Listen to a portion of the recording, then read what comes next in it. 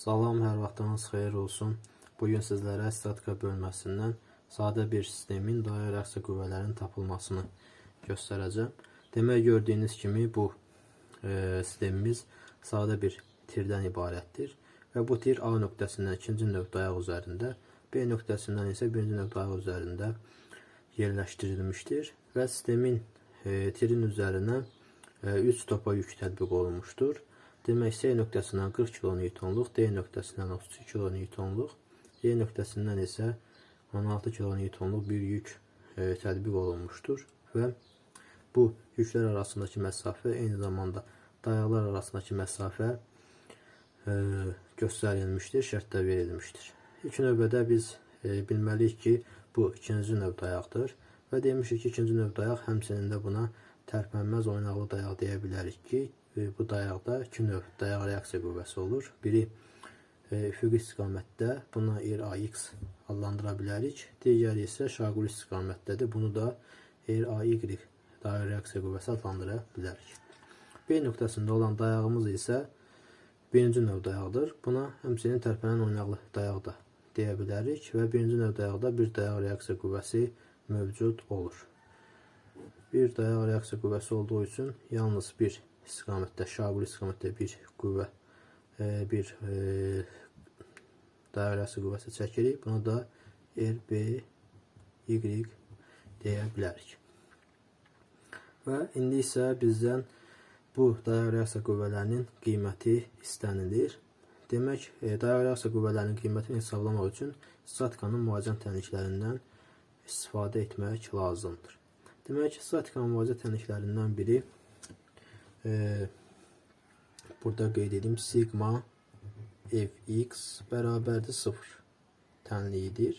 Yəni, x istiqamətində olan qüvvələrin cəmi 0-a bərabər olmalıdır. Yəni, üfüqi istiqamətdə olan qüvvələrin cəmi də deyə bilərik.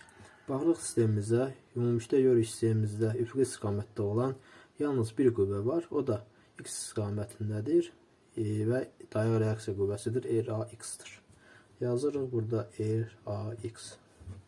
Nəyə bərabərdir? Görürük ki, başqa üfüqi istiqamətdə qüvvə yoxdur. Demək, RAX qüvvəsinin, reaksiya qüvvəsinin qiyməti nəyə bərabər olmalıdır? 0-a bərabər olmalıdır. Demək, RAX reaksiya qüvvəsinin qiyməti 0 kN-dur. Yəni, heç bir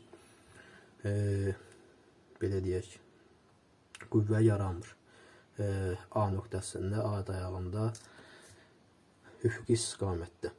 İkinci bir statikanın müalicə tənliyi isə sigma fy bərabərdir 0-dır. Demək, bu deməkdir ki, şaquli istiqamətdə olan qüvvələrin cəmi 0-a bərabər olmalıdır. Sistemimizin müvazinətdə olması üçün. Demək, o zaman biz görürük ki, sistemimizdə 5 şaquli istiqamətdə qüvvə var. İkisi dayaq reaksiya qüvvəsidir, RAY və RBY. Aşağıdan yuxarıya doğru tətbiq olunmuşdur və müsbət olacaq buna görə. Digər üçü isə xarici topa yüklərdir və yuxarıdan aşağıya doğru şaquli istiqamətdə tətbiq olunmuşdur. Ona görə də bunlar mənfi olacaqdır. O zaman biz deyə bilərik ki, RAY plus RBY minus 40 kN, yəni F1 40 çıxılsın F2, yəni 32, çıxılsın F3, yəni 16, bərabərdir neçəyə? 0-a bərabər olmalıdır. O zaman da burada müəyyən edirik ki, RAY plus RBY bu ifadəni bərabərliyin digər tərəfinə keçirsək, 88 demək kN olmuş olur. Demək, bu iki şaquli dayaq reaksiya qüvvəsinin cəmi 88 kN-dur. Lakin hər bir dayağın, hər bir dayaq reaksiyasının ayrı-ayrılıqda qiyməti nəyə bərabərdir? Onu müəyyən edə bilmirik. Bu tənliklərdən, bu iki müalicə tənliyindən. Ona görə biz statikanın üçüncü müalicə tənliyinə müraciət edirik. Bu da hansıdır? Sigma M hansı nöqtəyə görə moment alacaqsa, həmin nöqtənin adını buraya yaza bilərik. İstəsək C nöqtəsinə görə ala bilərik. İstəsək D, istəsək Y, onda daha çətin olur. Amma çalışaq ki, bizim iki məhsulumuz var. Məhsullardan birinə görə moment alaq. Yəni ya A nöqtəsinə görə, ya da B nöqtəsinə görə alsaq daha asan əldə edə bilərik. Allah A nöqtəsinə görə, ona görə M-in indeksinə A yazırıq, bərabərdir 0. Çünki görürük ki, A dayağında ikinci növ dayaq olduğu üçün moment 0-a bərabərdir. O zaman A nöqtəsinə görə momentlərin cəmi nəyə bərabər olacaq? 0-a bərabər olacaq. Və hər zaman da bilirik ki, hesablayan zaman momentin işarəsini öncədən müəyyən etməliyik. Adətən də momentin əgər belə deyək, qüvvə moment cismə, sistemə saat əqrəbi istiqamətə təsir göstərirsə mənfi, saat əqrəbinin əksinə təsir göstərirsə müsbət qəbul edilir. Bu məsələdə də saat əqrəbinin əks istiqamətinə müsbət götürək və onu momentin qabağında yazaq ki, yaddan çıxmasın və A nöqtəsinə görə bu qüvvələrin momentlərini hesablayaq.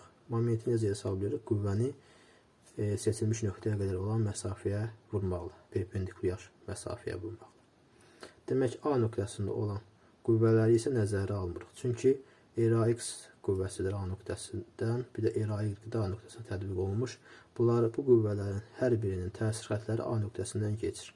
Əgər təsir xətləri A nöqtəsindən keçirsə bu qüvvələrin, demək, bu qüvvələrin A nöqtəsinə görə momentləri nəyə bərabərdir? 0-a bərabərdir. Ona görə bunları yazmırıq. Yazırıq digər qüvvələri. Hansıdır? Məsələn, A nöqtəsindən sağ istiqamətdə gəlsək, birinci F1 qüvvəsidir 40 kN-luq. Görürük ki, bu qüvvə bu A nöqtəsinə necə təsir göstərir? Saat əqrəbi istiqamətinə baxın. Oxla yerə gəlsə, bu nöqtəyə görə saat əqrəbi istiqamətində təsir göstərir. Demiş ki, saat əqrəbi istiqamətində olduqda mənfi qəbul edirik. Yazırıq mənfi 40 vurulsun, bu qüvvədir. Vurulsun qola. Qol nə qədər olur? Qüvvəyə perpendikulyar istiqamətdə seçilmiş nöqtəyə qədər. Qüvvəyə perpendikulyar istiqamətdə seçilmiş nöqtəyə qədər, baxın, bu məsafə olacaq. Yəni 0.6. Vururuq 0.6. İkinci qüvvə hansıdır? F2 qüvvəsidir. 32 kN qüvvədir. Baxırıq ki, bu da F1 kimi seçilmiş nöqtəyə saat əqrəbi istiqamətində təsir göstərir. Ona görə yenə mənfi yazırıq. 32 kN vur məsafə. Məsafə nə qədərdir? D nöqtəsindən A nöqtəsinə qədər qüvvəyə perpendikulyar istiqamətdə. Yəni buradan bura qədər. Nə qədərdir? 0.6 üstəgəl 0.9. Yəni 1.5 metr. Digər qüvvə isə görürük Y nöqtəsində tətbiq olmuş F3 qüvvəsidir. Yəni 16 kN. Bu da C və D qüvvələri nöqtəsinə tətbiq olunmuş F1, F2 qüvvələri kimi A nöqtəsinə saat əqrəbi istiqamətində təsir göstərir. Yəni mənfi yazırıq. Mənfi 16. Vurulsun məsafə. Məsafə nə qədərdir? Demək, Y nöqtəsindən A nöqtəsinə qədər perpendikulyar istiqamətdə qüvvəyə nə qədərdir? 1.5 üstəgəl 0.9 üstəgəl 0.6 edir 3. Bir də burada var, bir qüvvə dayaq reaksiya qüvvəsidir, RBY. Onun qiymətini bilmirik, çünki hələ onu tapırıq. RBY A nöqtəsinə necə təsir göstərir? Baxın, bu istiqamətdə saat əqrəbinin əks istiqamətində təsir göstərir. Ona görə müsbət yazacağıq.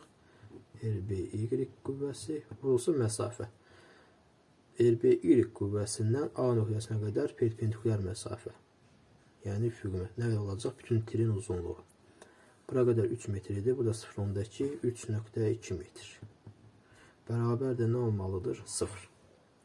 İndi isə bu tənliyi həll edib buradan RBY tapmaq lazımdır. O zaman burada yazırıq ki 3.2 vur RBY bərabərdir. Mənfi işarə olduğuna görə bərabərliyin digər tərəfinə keçirsək, buradan da olur.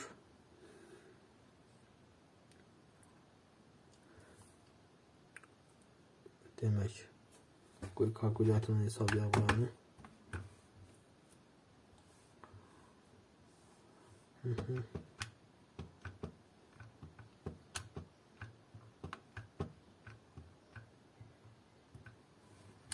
120.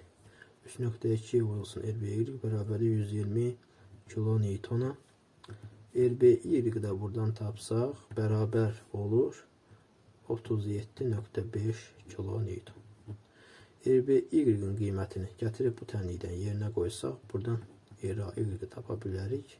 RAY bərabər olur 50.5 kilonewton. Beləliklə biz statikanın müvazinət tənklərindən istifadə edərək sistemin dairə reaksiya qüvvələrini nə etmiş olduq? Tapmış olduq.